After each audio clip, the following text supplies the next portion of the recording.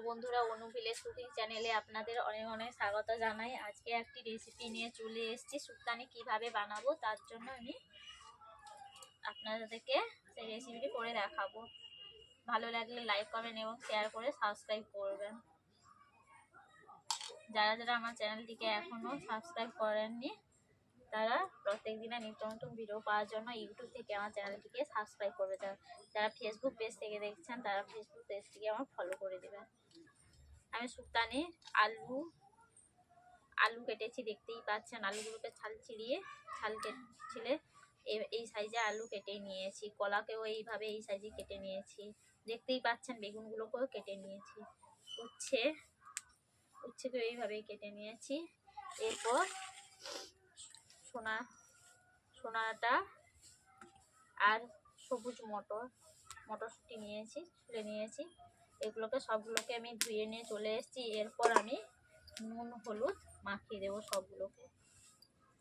প্রথমে দিয়ে দিচ্ছি হলুদ,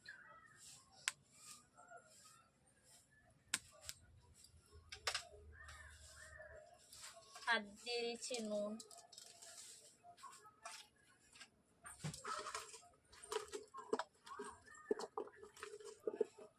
আলু কলা একসঙ্গে আমি মেখে নিয়েছি, উচ্ছেকে আলাদাভাবে মেখে নিয়েছি। এরপর আমি বেগুনটাকেও মেখে নিচ্ছি।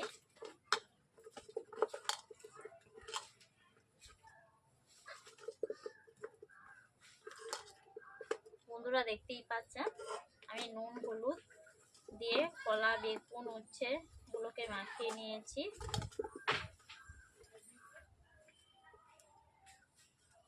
বন্ধুরা দেখতেই পাচ্ছেন, সবগুলোকে মেখে নিয়েছি।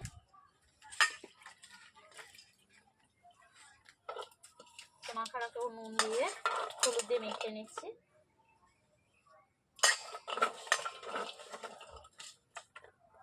সবগুলোকে নুন হলুদ মেখে নিয়েছি, দেখতেই পাচ্ছেন সবজিগুলোকে।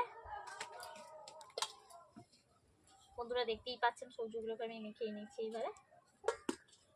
এরপর আমি উনুন জ্বালিয়ে রান্না করতে চলে আসছি। বন্ধুরা উনুন জ্বালিয়ে নিয়েছি, কড়াই বসিয়ে দিয়েছি। কড়াইতে আমি তেল দিয়ে দিচ্ছি।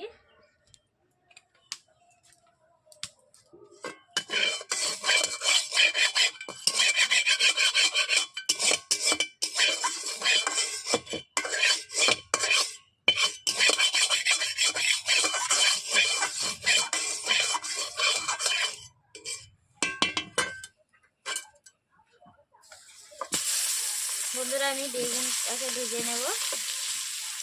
প্রথমে আমি বেগুন নিয়ে নিচ্ছি।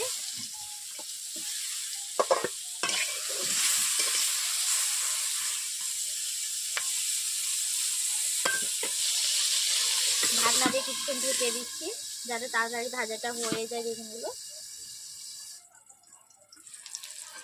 এরপর আমি ঢাকনা খুলে দিচ্ছি। ঢাকনা খুলে এইভাবে বেগুনটাকে লাল লাল করে ভেজে নিচ্ছি। বন্ধুরা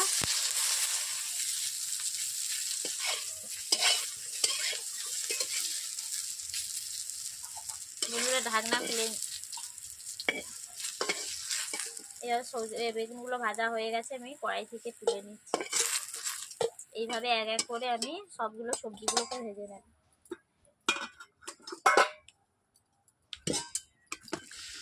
একসঙ্গে দিয়ে দিচ্ছি আলু কলা।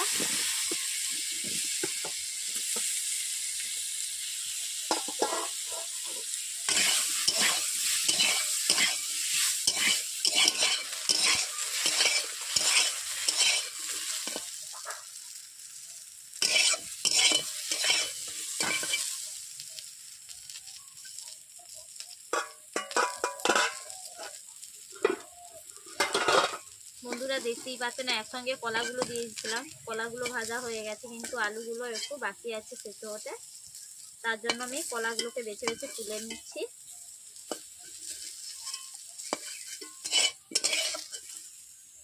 আলুগুলোকেও তুলে নিচ্ছি বন্ধুরা, ভাজা হয়ে গেছে। এরপর ভেজে নিচ্ছি উচ্ছেগুলোকে।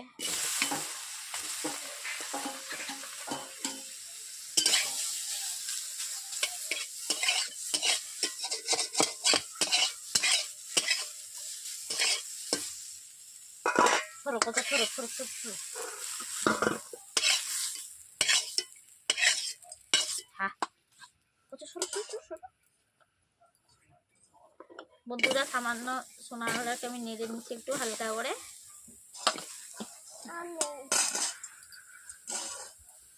কি আসছে দেখু যা। ও ক্ষতি থাকা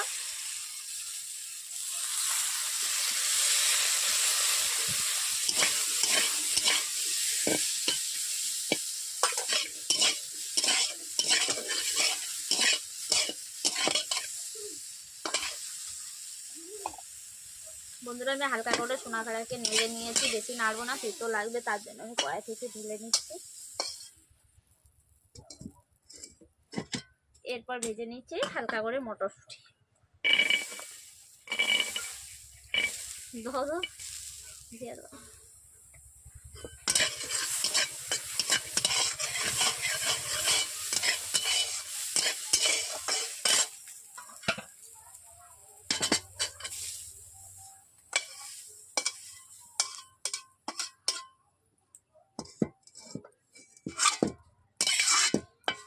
বন্ধুরা সব সবজিগুলো ভাজা হয়েছিল, তার জন্য কড়ার অবস্থা এইরকমই হয়েই গেছে, কালো হয়ে গেছে, কোনো কিছু হবে না। আমি এরই মধ্যে শুকটানি মশলা করে নিচ্ছি।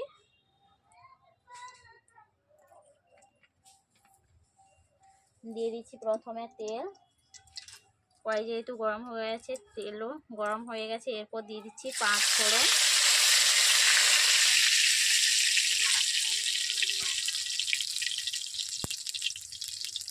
পাঁচফোড়ন লালচে কালার হয়ে গেছে। এরপর দিয়ে দিচ্ছি আদা বাটা, টমেটো কুচি।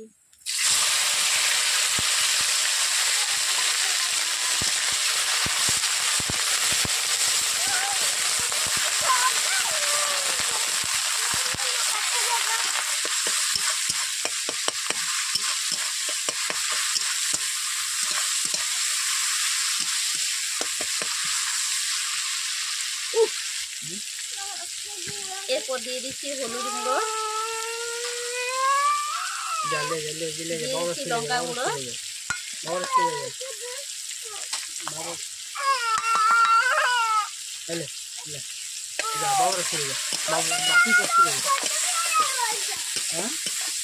হয়েছে।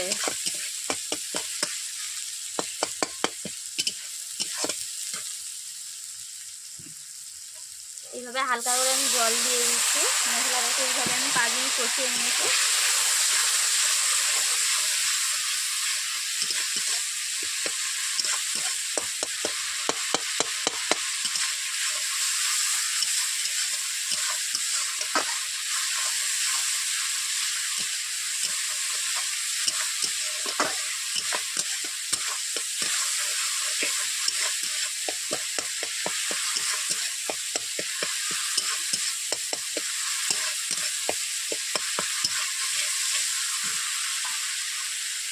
এরপর আমি সব সবজি দিয়ে দিচ্ছি এখন।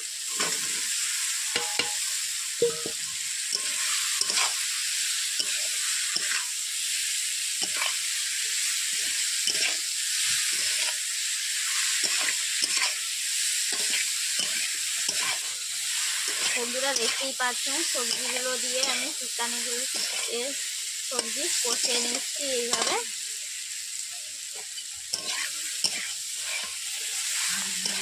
দেখতেই পাচ্ছেন শুকনো সবজিগুলোকে কষানো হয়ে গেছে, তেল ছেড়ে যাচ্ছে। এরপর দিয়ে দিচ্ছি সরষে আর পোস্ত বাটার জল, একই সঙ্গে বেটে রেখেছিলাম দুটো।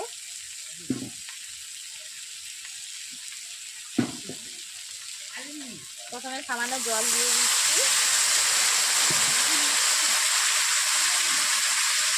এরপর দিয়ে দিচ্ছি সরষে পোস্তের জল।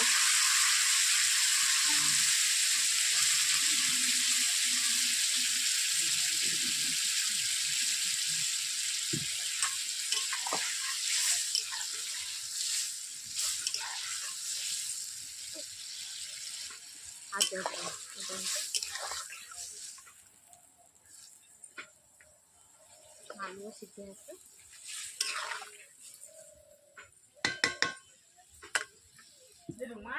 এরপর দিয়ে দিচ্ছি দুটো তেজপাতা। তেজপাতা দেওয়ার পর এইভাবে নেড়ে নিচ্ছি।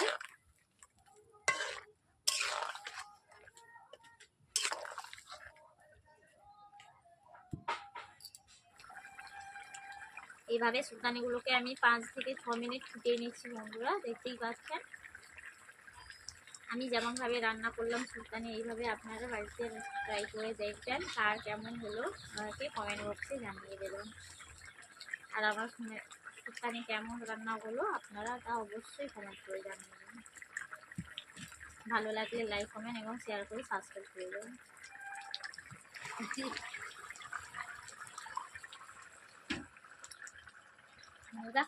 দিল্লি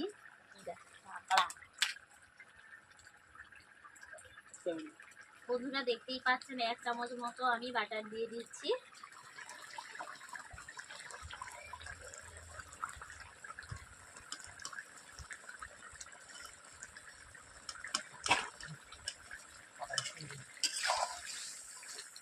বাটার দেওয়ার পর এইভাবে আমি নেড়ে নিচ্ছি।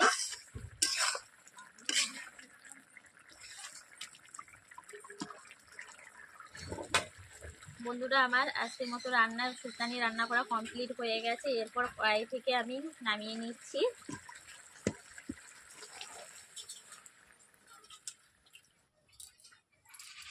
বন্ধুরা সবশেষে দিয়ে দিচ্ছি জিরে গুঁড়ো,